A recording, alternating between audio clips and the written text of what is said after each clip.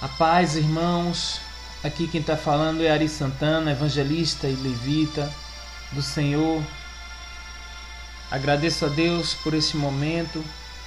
E hoje eu venho falar de uma coisa muito séria que desde a antiguidade está acontecendo. E vocês podem ver que não é diferente nos dias de hoje. Hoje vamos falar em relação sobre o espírito da fornicação dentro da igreja e a destruição dos homens de Deus. Porque é inaceitável isso. As imundícias entrando na igreja, dentro do povo de Deus e destruindo sutilmente. E ainda permitimos sem sequer fazer alguma coisa em relação a isto. Quer ver uma coisa?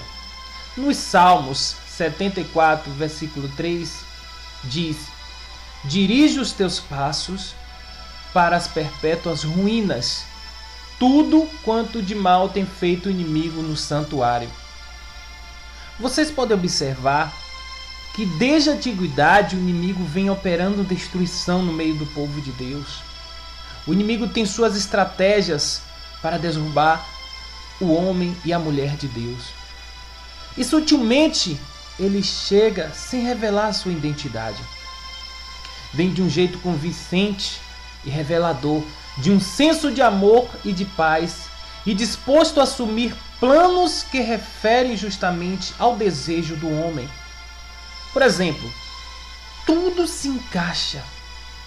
Parece que os dois combinam ali. Mas isso é só no começo. Depois vem a verdadeira revelação, quando tudo começa a dar errado. Os homens são o alvo central do inimigo, pois é a imagem e semelhança de Deus.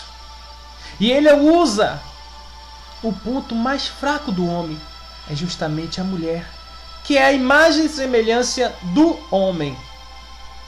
Olha só, a estratégia dele, como destruir as pessoas.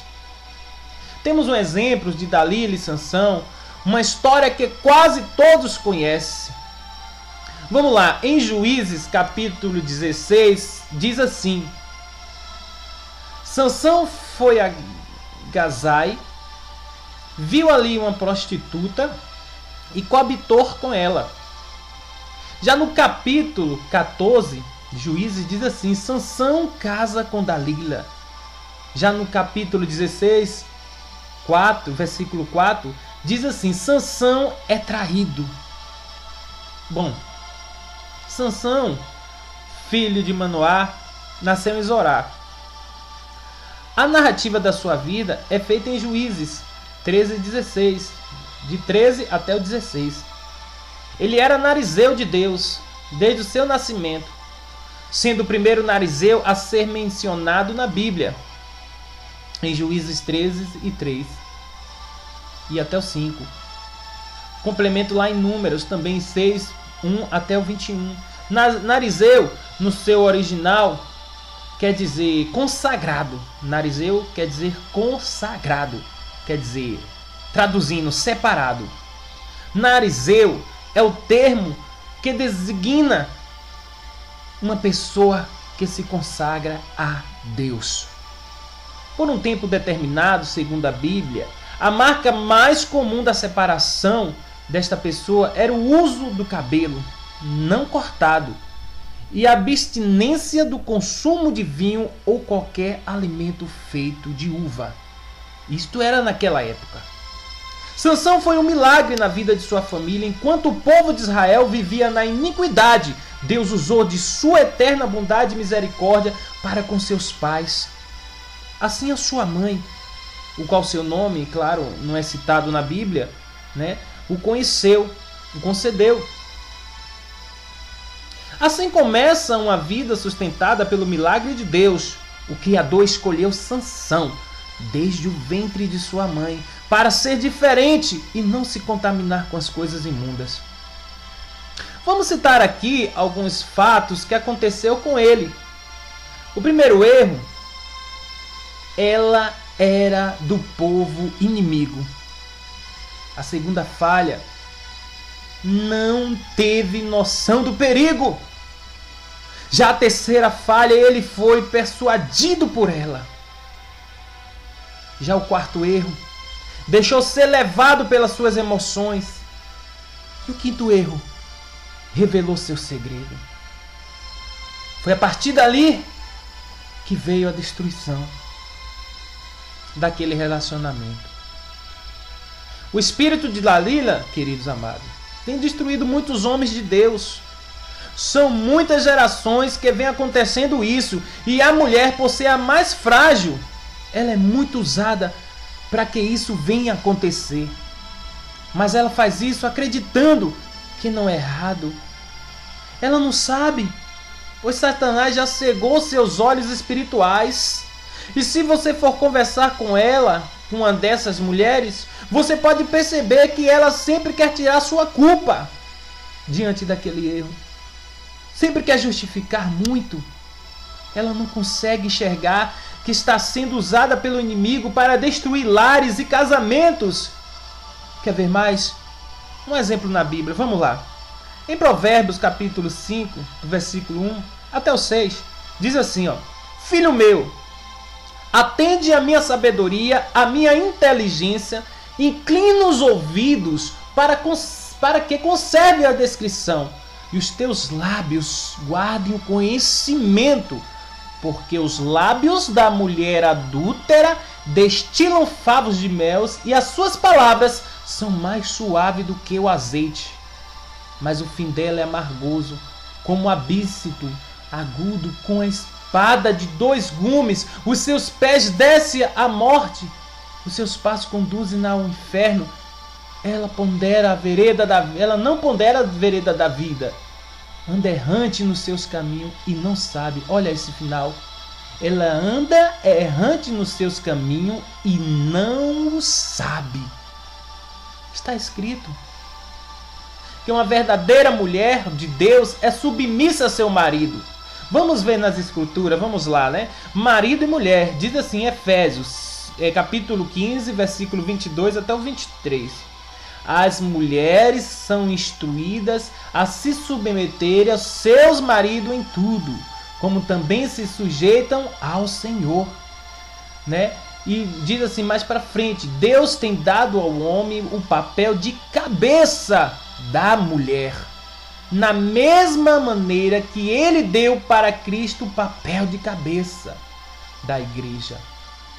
Em 5:23, do mesmo modo que a igreja de Deus se submete à autoridade de Jesus em todas as coisas, a mulher deve se sujeitar à autoridade do marido. Vamos lá, vamos para o Provérbio 14. Diz assim: que a mulher sábia edifica sua casa, mas a tola a derruba com as suas próprias mãos. Dá para perceber? Quando a mulher é usada pelo diabo, a famosa Dalila, né? Ou quando a mulher é usada por Deus. Eu vos digo, porém, que qualquer que repudiar sua mulher, não sendo por causa de fornicação, e casar com outra, comete adultério. E a que casar com a repudiada também comete adultério. Querido, pode perceber uma coisa nessa palavra de Deus. A repudiada é aquela que largou o teu marido. E aquele cara que não sabe e vai casar com ela, ele está cometendo adultério também. Né? Então a mulher que repudiar quer dizer largar, desistir, quebrar aliança, não querer mais, isso está repudiando, não está querendo, está jogando para fora de casa. E assim é o homem para a mulher e a mulher para o homem, né? E pode perceber, e casar com outro aí comete adultério. Disseram-lhe seus discípulos: se assim é condição do homem, relativamente à mulher não convém casar. Então isso é para a mulher e para o homem. A mulher que lançar seu marido fora, não quiser mais ele porque não suportou, ela está repudiando. E diante do repúdio vem o adultério. Assim vice-versa, o homem que largar sua mulher está repudiando também, e logo vem o adultério. Vamos ver mais um exemplo, que a palavra de Deus fala disso, em relação aos 2 casais, né? Quando você assume o compromisso com Deus diante do altar e diante de todos que ali está, você não pode mais se casar com outra pessoa, nem com outro homem, nem com outra mulher. Então os homens de Deus, ao conselhos que eu dou a você, vigie. Não larga a tua mulher, não larga a tua esposa. Se você chegou diante do altar de Deus e diante dos homens ali e assumiu um voto diante de todos, você fez diante do céu e diante dos homens. Aí vem a história, mas no cartório não deu o documento. Sim, no cartório é só um documento. Você vai lá e concretiza que o casamento foi realizado diante de Deus e diante dos homens. Às vezes as pessoas falam que diante dos homens é relação diante lá dos homens, do cartório. Não, diante dos homens, as testemunhas. A palavra fala sobre as testemunhas. As testemunhas que ali estavam na igreja, né? Claro que deve ir no cartório fazer esse papel funcionar, né? Para ter um documento para mostrar como testemunha. Porque ali testemunhas assinaram. Tiveram assinatura do testemunho, né? Então assim, homens que foram tentados ou caíram em tentação, que estão na Bíblia, uns deles Davi, que adulterou, Sansão, caiu, Salomão e muitos outros, né? Alguns se consertaram, outros não deram tempo para consertar.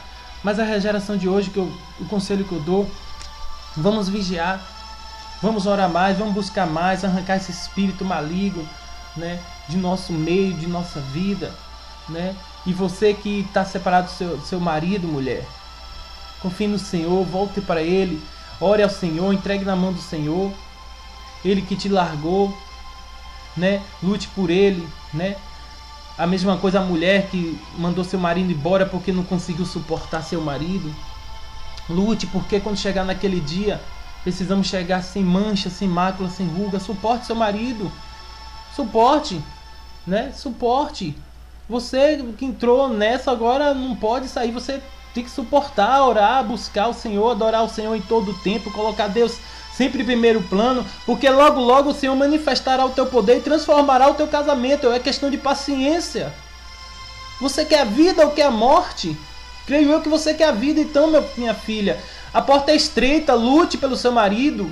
Não faça como o mundo hoje em dia, separa e casa com outro. Não vai, né, de acordo com o mundo. E isso acontece dentro do evangelho. Separa de um do casamento, já vai entrar no altar com outro no casamento, depois separa, aí entra no altar de novo. Não, que é isso? Chega lá no final, você vai estar cheio de mancha, cheio de mácula. E o Senhor dirá: apartai-vos de mim, malditos, que não te conheço. Querido, eu creio que você quer vida, você não quer morte. Então lute por seu marido agora, vá em busca dele onde ele estiver. Ore a Deus, busque a Deus, converse com ele. Se ele não ouve a tua conversa, mas vai, demonstre amor por ele. Faça alguma coisa, querida. A mesma coisa ao marido, vai atrás de sua esposa, vai em busca dela, dá flores, faça alguma coisa, mesmo que ela não responda ainda, mas tenha paciência, continue fazendo, a não ser se ela adulterar, ficar com outra pessoa, ou vice-versa, ele. Mas essa mensagem, eu chego ao final, agradecendo a Deus pela minha vida, que eu estou também passando por um momento difícil em relação a casamento, mas eu sei que o Senhor está no controle. Eu sei que Ele está no controle. E todas as coisas cooperam para o bem daqueles que amam a Deus. Eu busco a Deus, coloco a Deus sempre em primeiro plano. Eu não quero botar minha esposa em primeiro plano. Primeiro plano é o meu Senhor que fez o céu e a terra, o que me chamou, me tirou do lamaçal. E não é por causa de uma mulher que eu simplesmente vou deixar o Senhor. Eu quero adorá-lo, amá-lo até os últimos dias da minha vida, porque Ele é importante para mim. E quero ganhar o máximo de almas para Ele, restaurar, curar, transformar essas almas que precisam ser transformadas para o meu Senhor. Quero plantar coisas boas, mesmo com que eu venha ter caído em tentações, mas eu não quero olhar para isso. Eu só quero me humilhar aos pés dEle e dizer: Senhor, eis-me aqui. Senhor, me arrependo dos meus erros, dos meus pecados. Então, queridos, essa mensagem que fica para vocês. E agradeço por esse momento, por essa oportunidade, em nome do Pai, do Filho e do Espírito Santo. Amém. E graças a Deus.